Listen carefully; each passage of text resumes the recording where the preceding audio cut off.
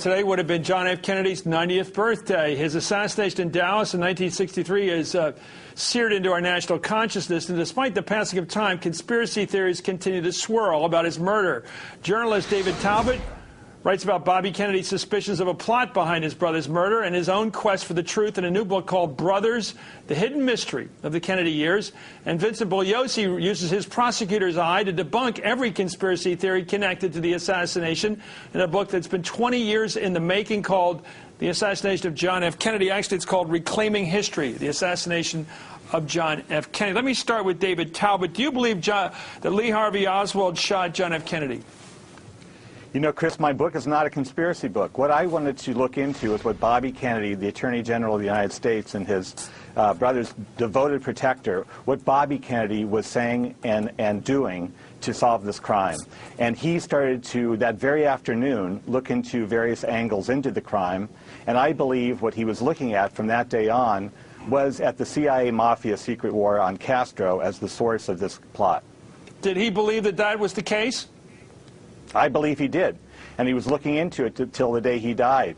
Not only that, but he probably was on the right track. We now know, based on evidence that the Church Committee and the House Assassinations Committee came up with in the 1970s, that a number of these figures who Bobby was looking at might very well have been figures of suspicion.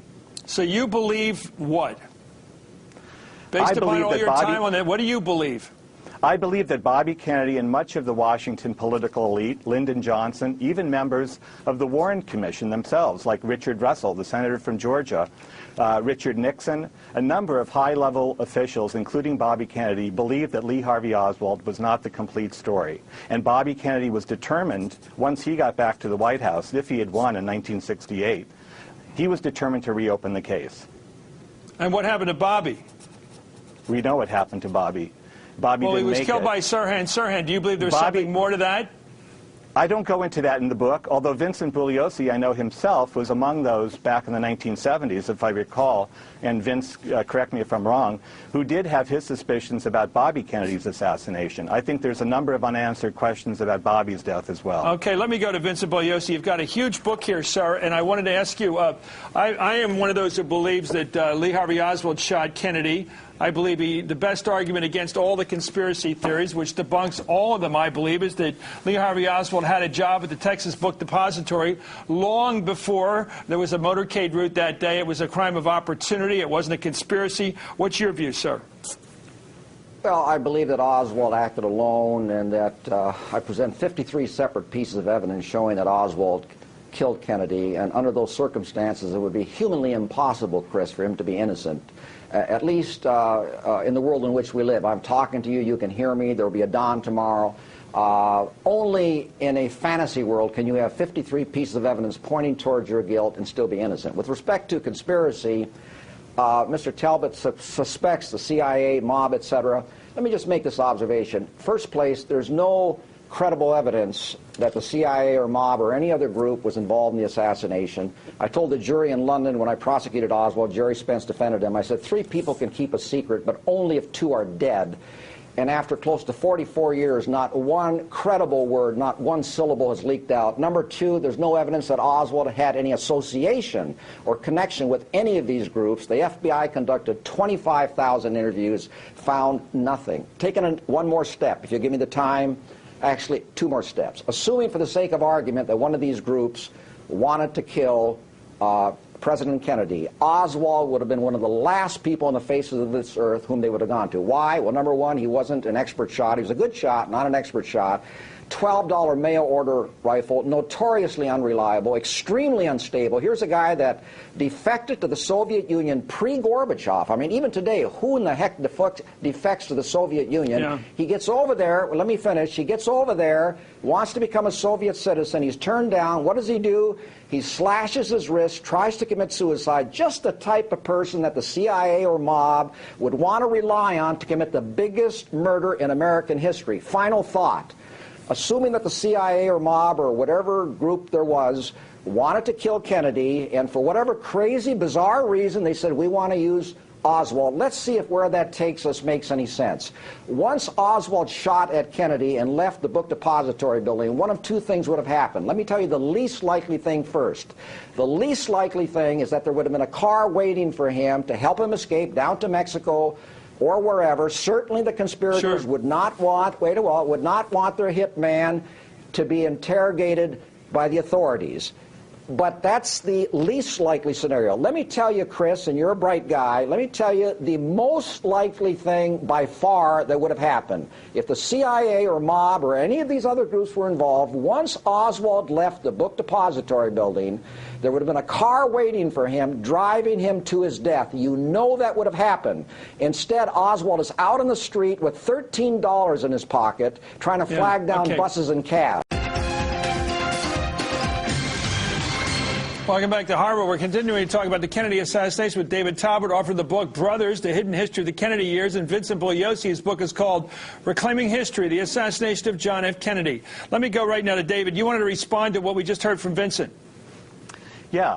I mean, Vince says that it's that's blaming this on the CIA and the Mafia. That's not the point of my book. I'm looking at what the Washington elite and Robert Kennedy himself were doing and saying about this crime. You know, the forensics game is a game that anyone can play. Lawyers can cherry pick and omit and distort information as they see fit. But the fact is, we now have more and more evidence that points in the direction of a conspiracy. Just last week, an FBI metallurgist released the results of his analysis, which said we can no longer definitively say that the bullets came from one gun in Dealey Plaza. We have acoustics evidence, and Mr. Bugliosi chooses to analyze this in the fashion he wants to. He's used a rock musician named Steve Barber as his main source on the acoustics evidence from Dealey Plaza, but he, as far as I know, has not interviewed the scientists who've actually carried out these tests. But the point is, I wanted to look at what Robert Kennedy was saying and doing on this, and the people in the motorcade who were reporting back to Bobby Kennedy. You know, Kenny O'Donnell, the White House aide, and Dave Powers, both very loyal to the Kennedy team, reported back to Bobby that they heard shots from the front, from the grassy knoll area, as well as from behind. These are two World War II veterans. They know the sounds of gunfire. That was the impression of many of the people in the motorcade. Jackie Kennedy says, I don't want to take my suit off, which is soaked with the gore of her husband, her pink Chanel suit, because I want them to see what they have done to my husband. It was they that was very much in the minds of these people that day in Dallas. Let me go back to Vincent Bugliosi. Sir, what is your response to these assumptions? I mean, the fact that all these people thought there was something beyond Lee Harvey Oswald, what does that add up to you? Mr. Bugliosi, we don't have him here. Let me ask you how you deal, David, with this argument I make, which is if you had Lee Harvey Oswald working at the book depository several weeks before there was any motorcade route that day, how did any conspiracy plot develop around using Harvey Oswald as one of the shooters? Well, there's still interesting questions about how Oswald answer that question. Answer my question. How did he get that job before there was a parade route? As far as I know, he was told about the job by the people he was living with at the time in the boarding house, right, and the Paynes, and we don't know how he exactly got to be there ahead of the motorcade route. But I think, but if you believe that he was there before the motorcade, no, you got to go to this question. If you accept the sequence that this guy had this job, and then all of a sudden, several weeks later, there's a parade route going right by him. Then somebody had to coordinate the whole thing from the White House. Somebody in the White House had to put the president within shooting range of Lee Harvey Oswald. That's the problem with all these conspiracy theories. It's not the White House, no. What we now know, who put him Chris, there? Who put the president right there? Let me finish. Lee Harvey Oswald had the fingerprints of U.S. intelligence all over him. I didn't say that. Senator Richard Schweiker of Pennsylvania said that, one of the first senators to look into Dallas as a member of the Church Committee back in the 1970s. How did Lee Harvey Oswald get to the Soviet Union and back with such ease? I'm just asking you. No, I will not let you do this. David, you've got to answer the question. How did Lee Harvey Oswald get his job right above that parade route before the parade route was set, unless there was a massive conspiracy involving everybody, the Irish Mafia and everybody else you mentioned there? No. To bring him why the Irish Mafia? You're throwing the net out way too wide on this. Well, tell me who would have put the president within shooting range of Lee Harvey Oswald. I suppose that elements of U.S. intelligence, people working for the government, could have made sure told the president to drive under the book depository so that Oswald could shoot him. He was not. People weren't telling JFK to drive. First of all, he wasn't driving the car. Who put his car there within range of Lee Harvey Oswald? Who did that? The point is, we don't know for certain. We don't know for certain, and you don't know for certain. No, I'm asking you the question. I don't know the answer because it involves the belief in a. No, I want you to answer the question. Chris, do you want me to leave now? Are you through with me? No, Vincent, we had a technical problem. You're back, Vincent. Don't get mad at me. I'm going to ask you now, isn't that a central problem with all the conspiracy theories? That Lee Harvey Oswald was there first and Kennedy was taken there? I want to address myself to a couple of things that Mr. Talbot said. He said it's not the CIA or mob. David, whoever was behind him, whether it's a military-industrial complex or the FBI or whatever it is, once they had him kill Kennedy and left the building, they would have driven him to his death. So don't narrow it down to the CIA or mob. The other thing you said, just last week, someone came out with some new evidence on the metallic composition of these bullets. I'll tell you how new it was, David. You want to know how new it was? It's already in my book, okay? It's an old argument. Everything you're saying is old. It's not new. The other thing he says, I relied on a rock scientist. Do you really mean that? The National Academy of Sciences, 12 distinguished scientists confirmed what this rock science heard. That's right. That's Steve Barber. That's right. That the impulse sounds, a rock musician. That the impulse sounds took place 1 minute after the assassination, when the limousine was long gone down the Stemmons Freeway on its way to Parkland Hospital. I want to read a couple things, Chris. This is a letter. This is a letter that RFK wrote to the Warren Commission on August 4th, 1964, that David knows about. He said, I want to state definitely that I know of no credible evidence to support the allegation that the assassination of President Kennedy was caused by a domestic or foreign conspiracy, adding, I have no suggestion to make at this time regarding an additional investigation which should be undertaken by the Commission prior to the publication of its report. The report comes out, and he says on September 27th, 1964, this is RFK, I am convinced Lee Harvey Oswald was solely responsible for what happened and that he did not have any outside help or assistance. I am completely satisfied that the Commission investigated every lead and examined every piece of evidence. The Warren Commission inquiry was thorough and conscientious. Can I respond to that? David, yes, you can. Now, David believes that he was lying here. Is that correct, David? Let David respond. What Bobby Kennedy was doing. When he wrote these words? Please. Vince, you're a great courtroom lawyer. You can, I know, shut people up, but let me respond. Here's my point. Robert Kennedy's power to investigate this crime was evaporating the minute his brother died. J. Edgar Hoover, the head of the FBI, who's in charge of the investigation, hates Bobby's guts and vice versa.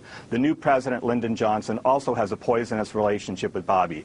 Bobby is determined to control the investigation himself as best he can. That's why he holds onto the president's brain, literally, and tissue samples after the autopsy in Bethesda.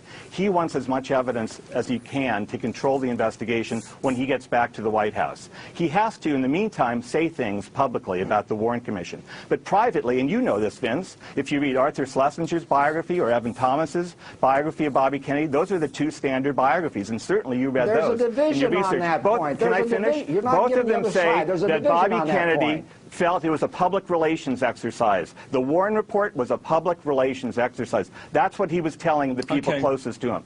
Okay, wait a while. I want to make my point. So you're saying that he may have been lying when he said what he did. But David, he was being strategic. Bobby Kennedy was a shrewd political player. Wait a while now. David and Vincent, we have to come. Vincent, David, we want to come back and have this on the